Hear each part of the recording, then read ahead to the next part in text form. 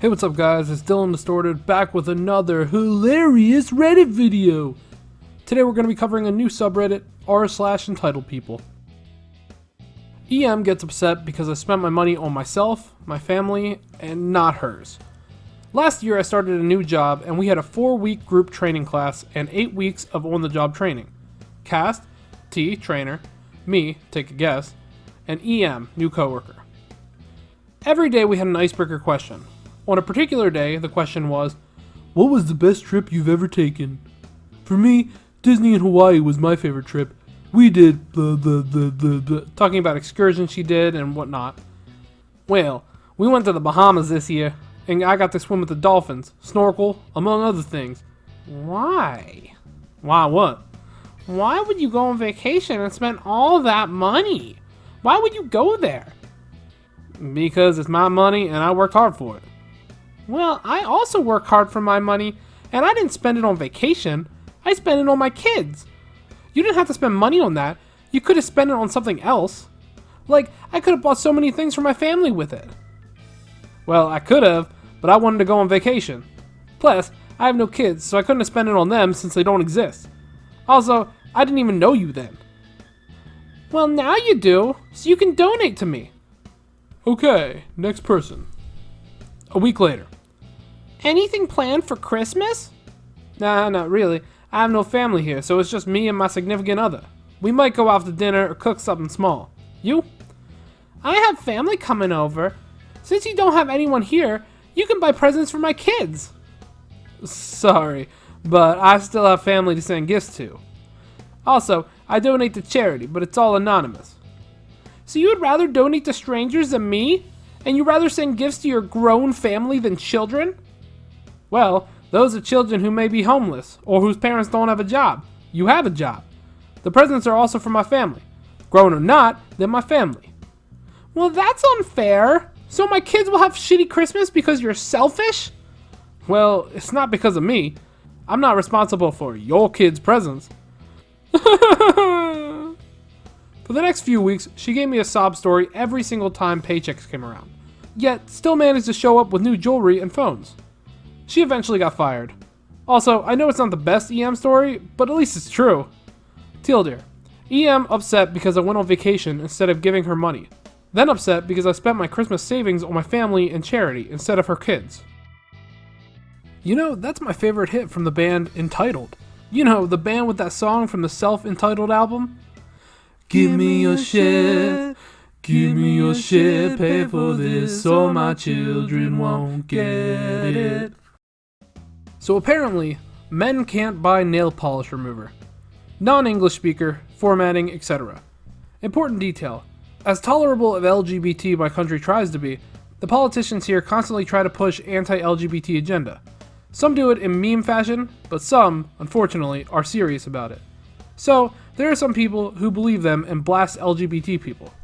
So, on to the story. I'm a guy, but I've always been curious about painting my nails and stuff. But I've been a bit afraid to do it, and my best friend knew that.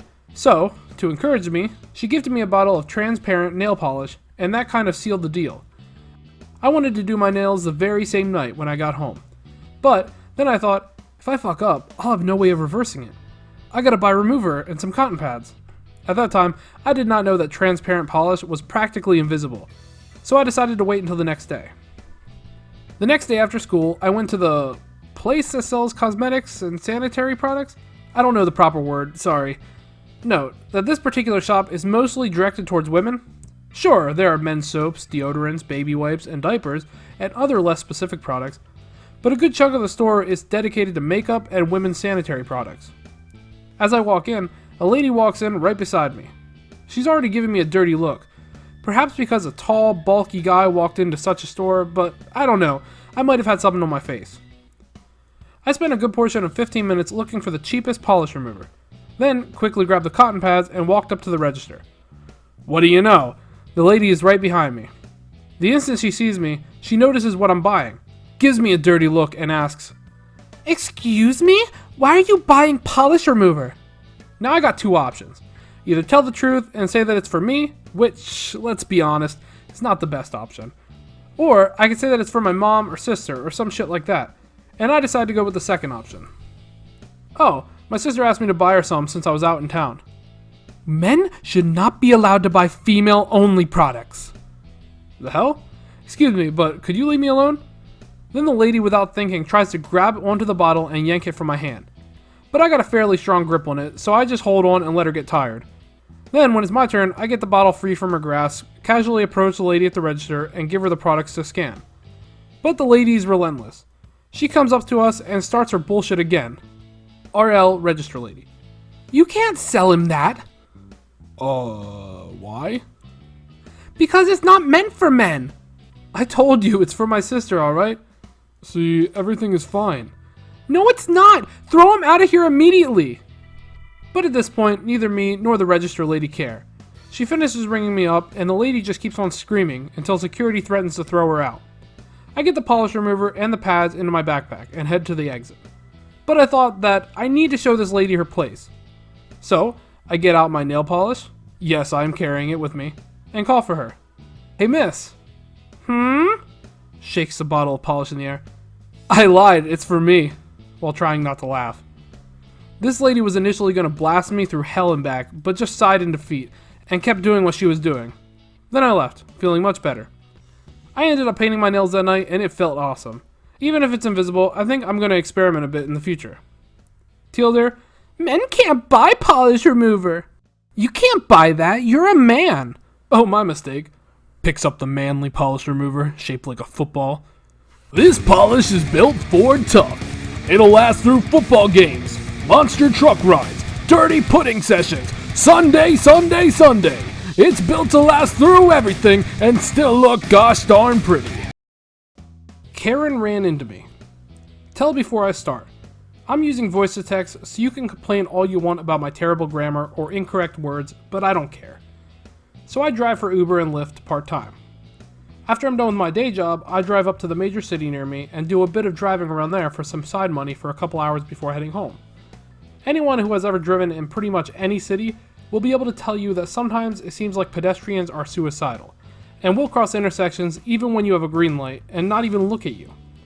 It's actually kind of amazing to me sometimes that we even have anyone to live in cities because of this. So here I was, stopped at a red light. The way the road looked was that on the direction of traffic there were 2 lanes and there were 2 lanes going the opposite direction on the other side. With, I would say probably about an 8-foot or so wide divider with grass in the middle and a little paved path right where the crosswalk was. All the crossing lights and all of that stuff clearly visible while in that center area. So the light turns green, and as usual, I checked both directions just to make sure I wasn't going to kill anyone. To my left, I see a woman jogging, and just entering the middle area. I shift into gear, and I start driving because I have a green light. And after looking at my dashcam footage, she literally tried sprinting across our side of the road, and I can see this because my camera has 2 lenses, and I have them both facing a little bit out, so I can see the sides a little bit easier. I quickly hear a thud and see movement right next to my car, and sure enough, Karen has literally run into the side of my car. I immediately stop and get out to do the usual of making sure she's okay. From initial look, she's totally fine except a bad case of embarrassment. Or so I thought. She immediately starts going off on me about how I raced forward so I would hit her when I had a red light, and that it was my fault, and it feels like she has a neck injury, and how her husband's a lawyer, and she's going to sue me, and all this other crap. I'm really not in the mood for this, and just say fuck it. I'm calling the cops because I don't have the time to deal with this bullshit. I only sign out of Uber and call the cops. There was a cop there in about 40 seconds. I'm guessing there was probably a cop right down the road hanging out. He pulls up and it begins. She immediately starts crying, saying that now she thinks her ankle is broken, and is saying that I swerved to hit her and just going off. I don't remember half of what she was saying because half of it was illegible, and I just stopped caring. At this point, there was an entire crowd just sitting around as I lean against the side of the car, waiting for the cop to get to me. Eventually, he comes over to me, and we start chatting. He's immediately got the tone where he's implying that it's my fault. I don't blame him though, honestly, because there are so many bad drivers in the city that I sometimes wonder if they're worse than the pedestrians. I explain my side of the situation, and then explain I have a dash cam. I show him the footage of the dash cam, where it shows the light turned green, but you don't see me move. I used to have the camera facing inward, but I stopped after a while. Anyway, so it has a sound you can actually hear me shift because I have a manual transmission, so it makes a little bit of noise. You can then hear the engine rev up a little bit, I move slowly, and then the thud. and it's clear as day that I have a green light. In fact, it was probably about 3 seconds before I actually started moving. For people who only drive around the suburbs, that might not seem like much, but in a city, people will literally honk at you for not moving the second it turns green. Karen is still yelling and hollering in the background as I'm showing the guy the footage, and the paramedics show up. The guy assures me that in his report it's going to show that I have no fault, and he gives me an email address to send the dashcam footage to that they're going to attach into the report. He lets me know that I should make a report with my insurance company just in case, and when I do this, to submit the police report showing that I have no fault. Since my car has no damage, I need to let them know and all that good stuff, so that way they don't proceed with it. But if she tries filing a report against me, they already have everything they need to show I have no fault in the accident. I know this is somewhat tame, but I just found it hilarious that someone literally ran into the side of my car and tried to blame it on me. Man, I know you said your car is alright, but you really need to make sure there's really no damage. A grown woman running into the car is bad enough, but with her massive balls to try and pull something like this? Make sure you also check the undercarriage, because they could have swung under there. Okay guys, thank you so much for watching. I always forget to mention, but I link the posts I read in these videos in the description. Don't forget to like, comment, and subscribe, and let me know in the comments if you've ever seen Australia in person. I'm pretty sure that it's just a myth, but I need to do more research. #AustraliaIsOverParty.